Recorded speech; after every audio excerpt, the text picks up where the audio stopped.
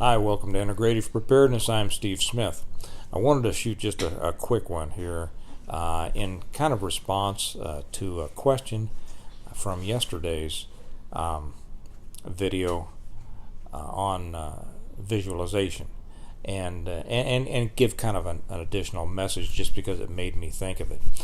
Glenn One Arthur asked me a question when I was explaining how my father had taught me visualization when I was a young pup learning to pitch and throw a football. And he asked, how was it that, and he referenced something that he was aware of more recently in his daughter's wrestling career that I was unaware of. He asked me how was it that my father had known about that way back when, and that's it brought up an interesting thought to me, because I don't know how my dad knew about that. And so that's kind of what my message, my quick message here is going to be. My dad was he taught me a lot of things, and spent more time with me than I think most fathers did with their own sons. And he was always involved in everything that I did. He was always one of the coaches of the ball teams.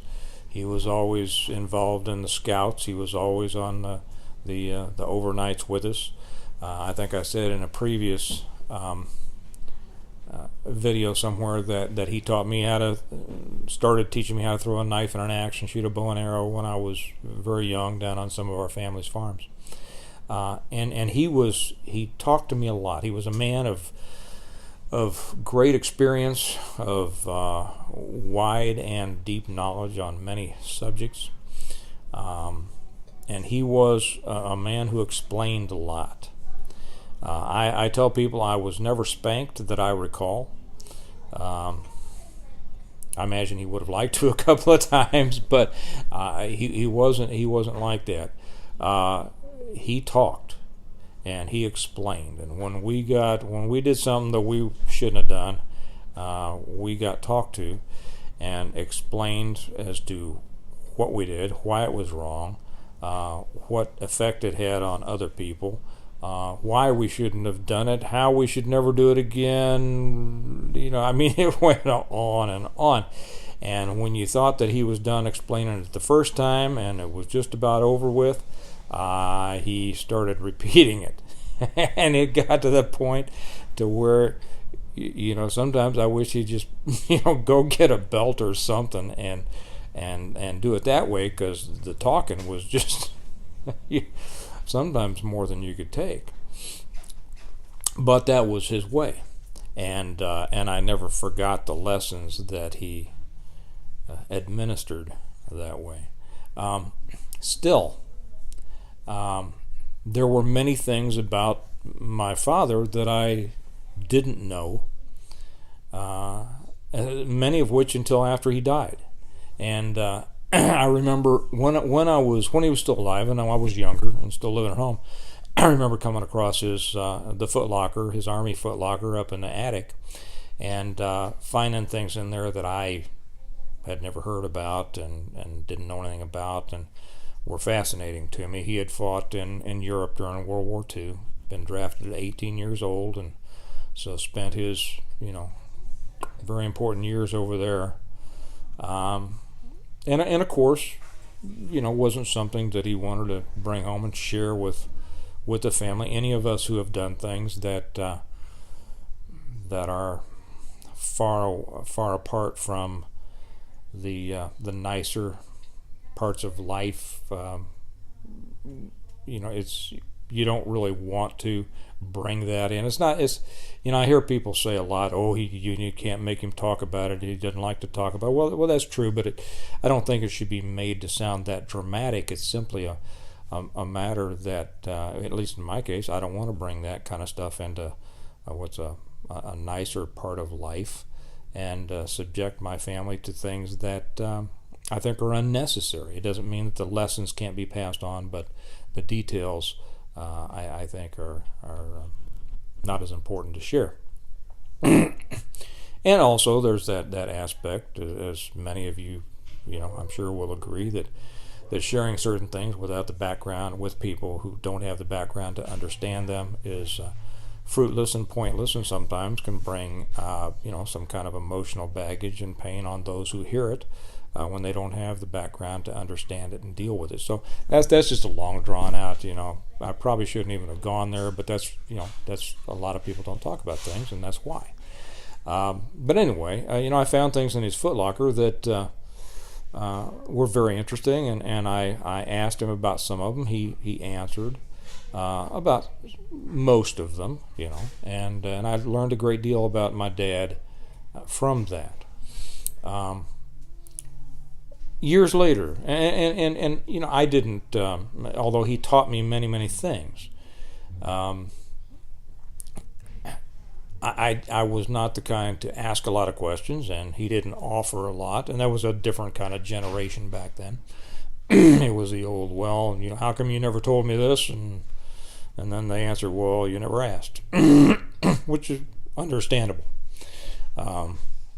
But it was only after he passed away years ago that I ended up learning more about him.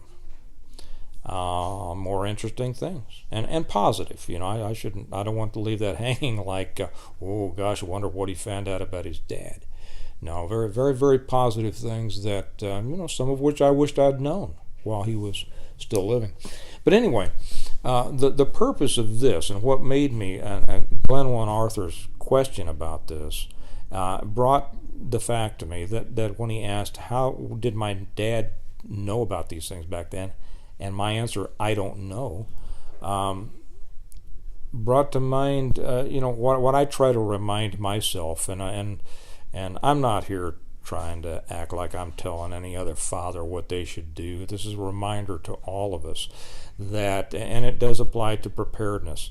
We need to be constantly cognizant of the importance of our rules, of not just passing on knowledge, but very often, not just the whats, but the whys and the hows of what we believe in, what we feel, what we're preparing for, the things that we think about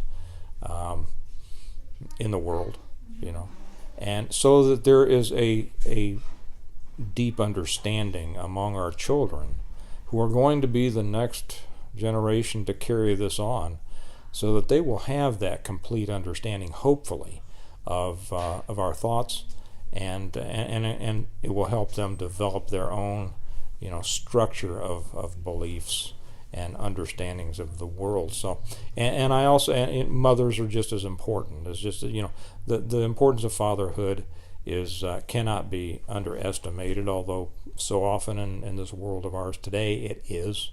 The fathers are so often are made to be seen as the clueless bumblers. Just watch any TV show, which is why I don't. And this started a long time ago. Daddy, the father, he's just the guy that brings home the money. He's doesn't know very much, and he's. Now it's not the way it's not that way in my family, but so often it is. He's just somebody to be kind of put up with and raise the eyebrow at and such as that.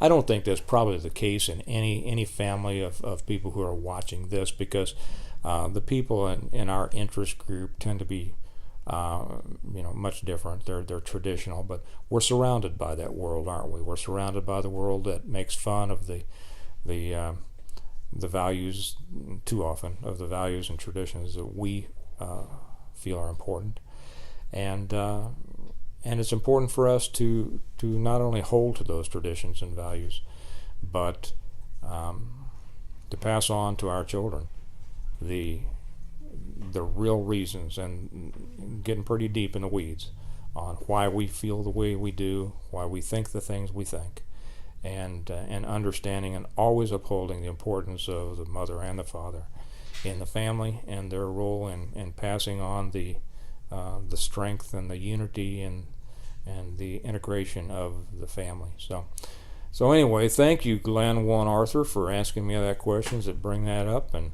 you know, hope this has